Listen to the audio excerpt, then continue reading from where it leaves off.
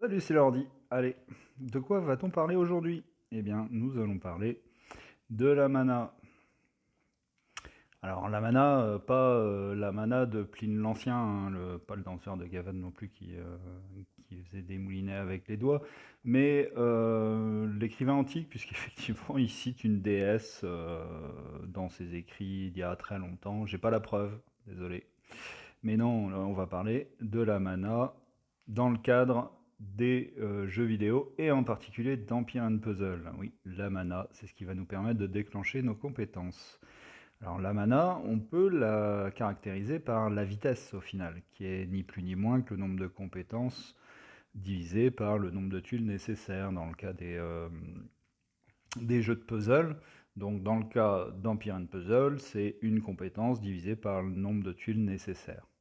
Donc vous savez, il y a plusieurs héros qui sont plus ou moins rapides. Ça va des très rapides comme Chacal, aux très lents comme Alfric, qui déclenche de 6 tuiles ennemies à 13 tuiles ennemies, soit l'équivalent de 7 tuiles et 14 tuiles. Bon, du coup, vous êtes doué en calcul mental, je vous laisse faire le calcul de la vitesse. Allez, 1, 2, bon, allez, on s'embête pas, hein.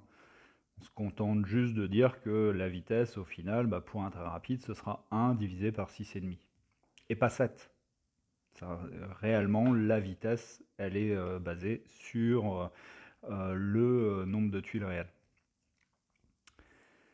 Donc, une fois qu'on a dit ça, maintenant, on va chercher à optimiser cette vitesse-là. Donc, du coup, on a à notre disposition des héros spécifiques, Lancelot, Grimble, Ariel, qui permettent soit de générer directement une vitesse mana supérieure, soit au travers de sbires type Grimble ou Xenofold qui va vous donner déjà direct 20% de mana supplémentaire. L'autre option, c'est de ghoster les tuiles dans le vide, et là on a les tuiles coûtent double. Et en dernier lieu, par les troupes, les fameuses troupes mana, qui nous permettent justement, en fonction de leur niveau, de gagner plus ou moins de vitesse. Donc les héros, le ghostage des tuiles et les troupes. Bon, au sujet des troupes, on peut effectivement, en fonction du niveau, gagner 1 à 2 tuiles de chargement. Bien, mais la fameuse troupe niveau 11, là, on la connaît, c'est celle qu'on utilise en ruée. Donc, qui n'a pas entendu son chef d'alliance? Ouais, vous n'avez pas mis vos troupes 11. Donc ça marche moins bien. Bah oui, effectivement. Si on va dans le détail, on peut retrouver ce petit tableau-là sur le forum, on constate effectivement que la mana et les niveaux fonctionnent par palier. Donc si on revient à ce qu'on se disait, c'est la vitesse mana, c'est 1 divisé par le nombre de tuiles, donc le nombre de tuiles, c'est 1 divisé par la vitesse mana. Donc la vitesse mana finale, ce sera la vitesse initiale multipliée par 1 plus le bonus que vous avez. Donc le nombre de tuiles nécessaires à déclencher, c'est le nombre de tuiles de base divisé par 1 plus le bonus qu'on a eu. Si on prend l'exemple de Grim avec une troupe 11, il gagne 9% de mana, donc ça fait 10 divisé par 1,09, et patatras, on tombe sur 9,2, c'est supérieur, c'est supérieur à 3 matchs, donc ça change pas votre vie fondamentalement. Par contre, avec une troupe 23, eh bien, on obtiendra 8,8, et là, c'est bien, c'est inférieur à 3 matchs. Donc s'il y a une chose à se rappeler, c'est la fameuse suite des paliers. Donc 1, 5, 11, 17, 23, 29. Donc je vous le remets avec les pourcentages. Donc pour qu'on soit bien, donc du coup avec une évolution de 5 à 15% de mana, de la vitesse mana. Donc 1, 5, 11, 17, 23, 29. Avec les héros, on aura Alfric, elle va gagner avec une troupe mana 1, la demi-tuile qui lui est nécessaire pour déclencher en 13 tuiles. Par contre, si j'ai la 23, là je vais tomber à 12 tuiles. Donc multiple de match 3. Ah, Kagan, bah ouais, le problème des lents, c'est que un lent gagne difficilement 2 tuiles ou 3 tuiles. Donc pour être bien, bah non, en fait, c'est toujours pas un multiple. Bon, je te le mets quand même. t'as mérité ta troupe 17 au moins pour gagner une tuile. Bon, une fois qu'on a parlé des troupes, bah il y a d'autres choses qui arrivent sur le jeu, c'est les emblèmes et les costumes. Et là, ça se complique entre les costumes saison 1 à 5%, les costumes d'event à 1%, maintenant il y a des costumes d'event à 5% aussi. Donc bon, il faut bien s'y retrouver à un moment, d'où un tableau, somme toute très facile à lire, mais pas des plus facilement utilisables. Donc en résumé, en fonction de la classe de nos héros, on n'aura pas les mêmes bonus compte tenu de l'arborescence d'emblèmes. Il se trouve que les sorciers, les moines et les druides, eux, ont 4%. Et d'un coup, 4%, eh bien, on voit direct qu'il y a deux éléments fondamentaux qui ressortent. C'est les traits rapides qui n'auront pas besoin de troupes mana s'ils ont un costume à 5% et s'ils sont sorciers moines druides. Et là, on se dit, bah ouais, c'est nickel ça. En plus, du coup, très rapide, c'est la ruée. Et oui. Alors, c'est valable que si vous avez un costume à 5%, évidemment. Et la troupe 11 pour les moyens. Ça aussi, c'est fondamental et ça vous permet justement de, dans les autres GDA ou dans les autres tournois, pouvoir optimiser aussi, vu que dans les moyens, il y en a énormément qui sont casse-défense et assez peu en rapide. Donc, on cumule. Maintenant, on passe aux voyous, paladins, ecclésiastiques, magiciens, barbares, combattants et rangers. Eh bien, eux, c'est 2%. Et d'un coup, bah, ça fait moins rêver.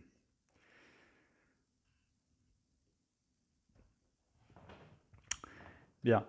Maintenant, on peut attaquer la partie astuce. C'est-à-dire que comment s'y retrouver, apprendre par cœur le tableau que je viens de vous présenter, bah, je ne sais pas si vous allez être d'accord avec moi, quoi.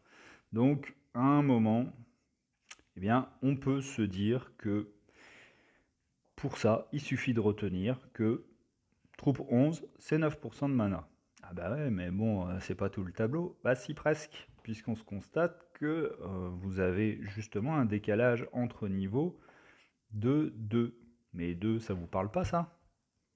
Eh bah oui, c'est nos amis voyous, paladins, etc.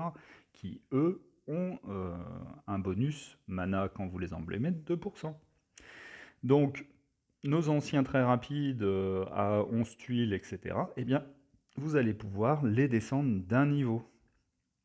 Donc, le 11, 29, 23, 17, etc., eh bien, vous allez pouvoir rectifier tout ça de manière plus efficace. De même, pour nos amis sorciers et moines, eh bien là c'est 4%. Bah, pareil, hein, on descend de 2 niveaux. Donc le but du truc, c'est de retenir un 5, 11, 17, 23, 29 et évidemment les moins 2 à chaque fois en partant l'articulation que le niveau 11 donne 9% de mana. Et oui, mais ça c'est quand tout se passe bien dans le meilleur des mondes.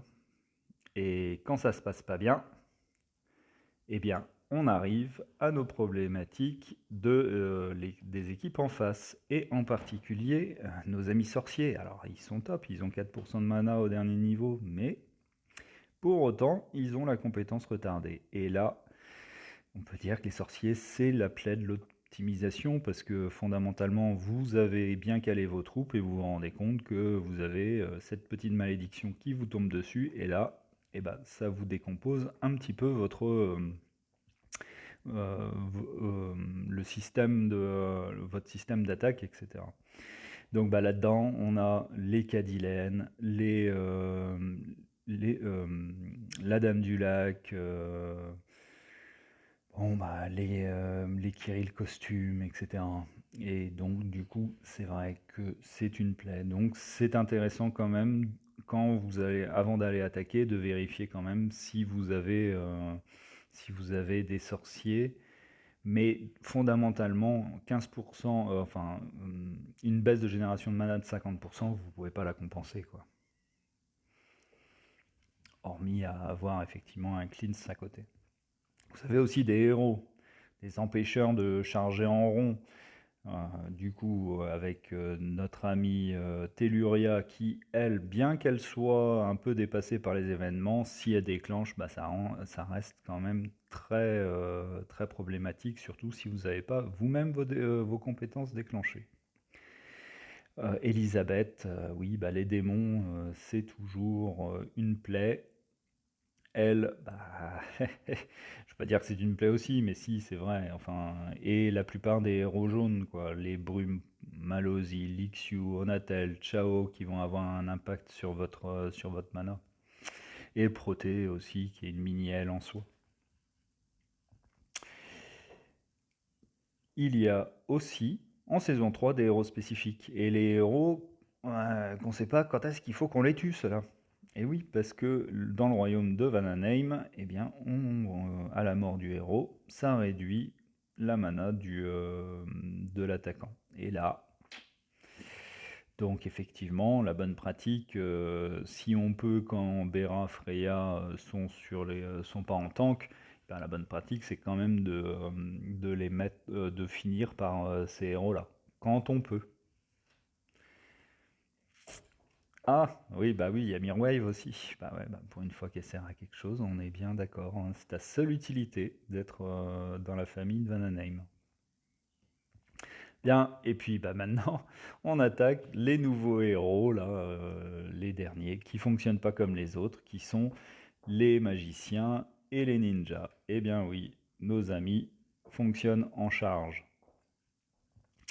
Donc effectivement, on est sur un système de charge, donc avec à peu près 4,9 tuiles pour un ninja et 5,5 tuiles pour un magicien.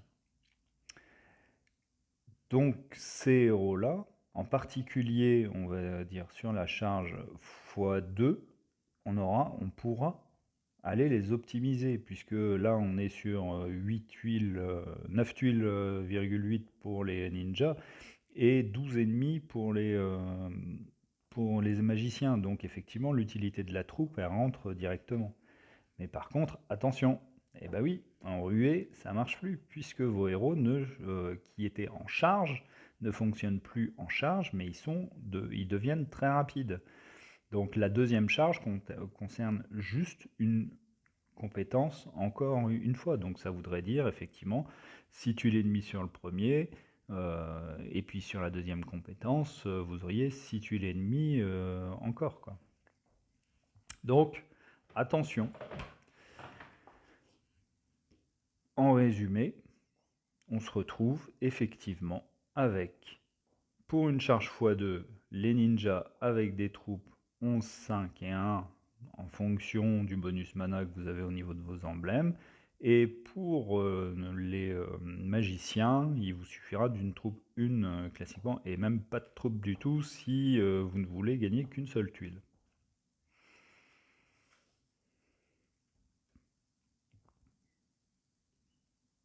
Bon, et puis maintenant, effectivement, la défense dans tout ça.